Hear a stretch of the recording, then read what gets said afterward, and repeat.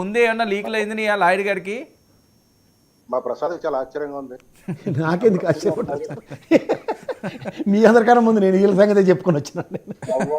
ఎవడు చేసిన కర్మ వాడనుభవించగా ఎవడికైనా తప్పదన్న పాట ఉంది కదా. ఫస్ట్ టైం అని మీ నోట పాట వింటున్నాం, ఇప్పటి వరకు మాటే విన్నాం. ఆయనకే తప్పలే కదా ప్రభుత్వంలో. ఉన్నారు కాబట్టి ఓకే, ఒక నిమిషం రమేష్, ఎవరు డిస్టర్బ్ చేయకండి, మీరు మాట్లాడేప్పుడు ఏంటి అర్థం కాదు ఎవరికి, టైం వేస్ట్. డిస్టర్బ్ చేయట్లేదు. జోషు అంటే ఇందాక నేను మీ జోక్ నేను కాదన్నా కానీ జోషు అంటే మా ప్రసాద్ చేసేది.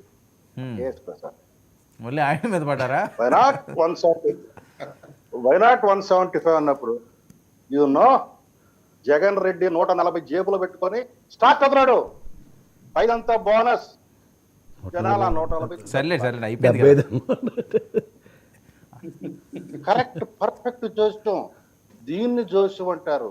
నేను చెప్పేదాన్ని జోష్యం అనరు, దాన్ని కాలజ్ఞానం అంటారు. మా సోదరుడు ప్రసాద్కి నేను బిరుదిస్తున్నా. తీసేశాడు 140, జగన్ రెడ్డి జేబులో పెట్టేశాడు. 11 ఇచ్చారు ప్రజలు. మా సోదరుడు మాట ఆయన డిబేట్లు. కాబట్టి ఇక్కడ జోస్యాలు చెప్పడం కాదండి, చిలక జోస్యాలు అంతకన్నా కాదు. వెధవ పనులు చేసిన వాళ్ళ వెధవాయత్వానికి ఖచ్చితంగా చర్యలు ఉంటాయి. అవి చట్టపరంగా ఉంటాయి, చట్టబద్ధంగా ఉంటాయి, చట్టంలోనే ఉంటాయి. ఇది మేము మొదటి నుంచి చెప్తున్నాము, అదే తీరుగా వెళ్తున్నాము. ఎవరికి వాళ్ళకి ఈవెన్ యాంటిసిపేటర్స్ బెయిల్ తెచ్చుకోవడానికి కూడా అవకాశాలు ఇస్తున్నాం.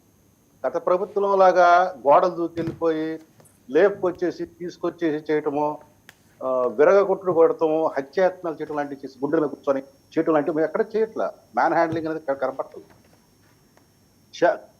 We are giving a long rope to hang themselves. కాయినా వాళ్ళు స్పందించకపోతే అది వాళ్ళ కర్మ. మేము చట్టబద్ధమైన పాలన చేస్తున్నాం. మాకు 124 ప్రజలు ఎందుకు ఇచ్చారు?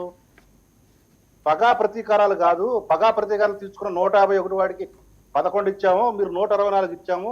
పగా ప్రతీకారాల ముందు మా అభివృద్ధి, మా యొక్క పిల్లల భవిష్యత్తు, ఈ రాష్ట్ర భవిష్యత్తు చూడమని మాకు అధికారం ఇచ్చారు.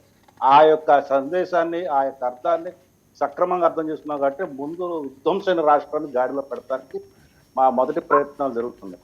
ఈలో పనిగా మేమేదో వేరే పనులు చేసుకుంటూ అభివృద్ధి తీసుకెళ్తూ విధ్వంసంలో జరిగిన శకలాలను లెక్కేసుకుంటూ మళ్ళీ పునర్నిర్మాణం దిశగా ఉంటే వీళ్ళు ఎకసక్కంగా మమ్మల్ని పడటం మొదలుపెట్టారు. ఇచ్చిన ప్రతి వాడికి గిఫ్ట్లు ఇస్తున్నాం అంతే. గిఫ్ట్లు మాత్రం ఇట్లా ఉండవు. వాళ్ళ పొన్నవాళ్ళు చెప్పాడు, వీడియో చూసి జస్ట్ వస్తూ దారిలో కాకినాడ కోర్టు నుంచి వస్తున్నా, జస్ట్ అరగంట కింద మధ్య పట్టుకొచ్చాను. ఒక్కొక్కడి మీద 10 నుంచి 5 కేసులు పెడుతున్నారు. ఇదెక్కడ విచిత్రం, ఆశ్చర్యంగా ఉంది అన్నాడు. సోదర, మా గిఫ్ట్లు ఎప్పుడు అట్లానే ఉంటాయి, చాలా మర్యాదగా ఉంటాయి, గౌరవంగా ఉంటాయి, మీ యొక్క స్థాయికి తగ్గట్లుగా ఉంటాయి. మిమ్మల్ని మర్యాద చేయటంలో మేము ఏమాత్రం కూడా మిమ్మల్ని అగౌరవపడతాం. చాలా జాగ్రత్తగా చూసుకుంటాం.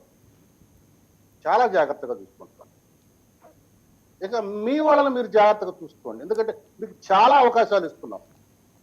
హైకోర్టుకి వెళ్ళమంటున్నాం, సుప్రీంకోర్టుకి అంటే శాంతిప్రసాద్ ఇక్కడ ఒక అంశం ఏంటంటే, ఆయన నేను ఇక రాజకీయాల కోసం మాట్లాడను, ఇంకా వదిలేయండి, నేను ఎవరి జోలికి వెళ్ళను అని చెప్పి ఎప్పుడూ సైలెంట్ అయిపోయారు. కక్ష సాధింపు చర్యలో భాగంగా ఆయన ఈ రోజు అరెస్ట్ చేశారు. ఆయనకి ఆరోగ్యం బాగాలేదట. మీరు ఎట్లా అంటారు? ఒక వ్యక్తి యొక్క ఇంట్లో రాజకీయాలకు సంబంధించిన మహిళలని ఎంత నీచంగా మాట్లాడాడు, సన్నాసాడు. ఎంత నీచంగా మాట్లాడాడు.